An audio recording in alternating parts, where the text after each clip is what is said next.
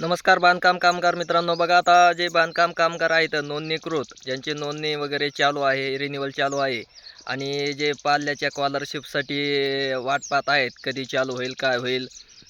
बांधकाम मंडळामार्फत स्कॉलरशिप जी मिळते पहिली ते BA BCom असेल, तुमचं पदवीधर म्हणा, पदव्युत्तर, डिप्लोमा, डिग्री, ह्या सर्वांसाठी काय करत होती, स्कॉलरशिप भेटत होती. पण आता शासनाने काय केलेली आहे, स्कॉलरशिप बंद केलेली आहे.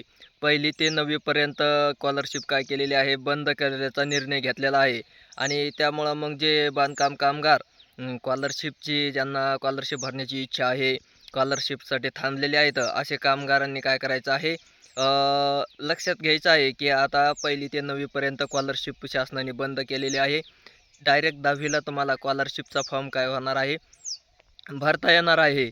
आणि मग 10वी, 11वी आणि 12वी त्यानंतर पुढं जे हे आहेत मेडिकल साईडला, त्या डिप्लोमा असेल, त्यासाठी फक्त स्कॉलरशिप पात्र आहे. इतर जे हे आहेत, तुमचा डिग्रीचा कोर्स असेल, first year, second year, third year, त्याचीसुद्धा स्कॉलरशिप बंद केलेली आहे.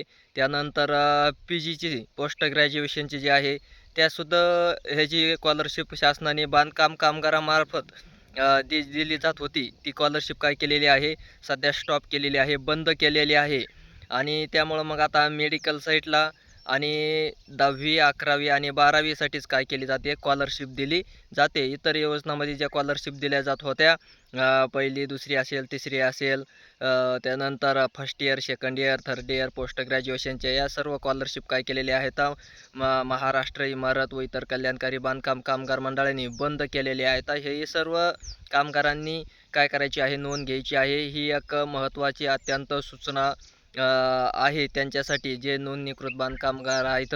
आणि इथून पाठीमागं ज्यांनी क्लेम वगैरे भरलेले आहेत, ज्यांचे क्लेम पासही झालेले आहेत, 100% त्यांना काय होणार आहे, तर पैसे येणार आहेत. त्यांचे क्लेम अप्रूव्हलही झालेले आहेत, अप्रूव्हल होणार आहेत आणि त्यांना ते पैसेही मिळणार आहेत. पण इथून पुढं यावर्षी 2026मध्ये कोणीही कुणालाही फॉर्म वगैरे भरता येणार नाही, कारण 9वीपर्यंत बंद केलेले आहेत. 10वीलाच तुम्ही काय करू शकता, तुमच्या पाल्याचा फॉर्म वगैरे भरू शकता.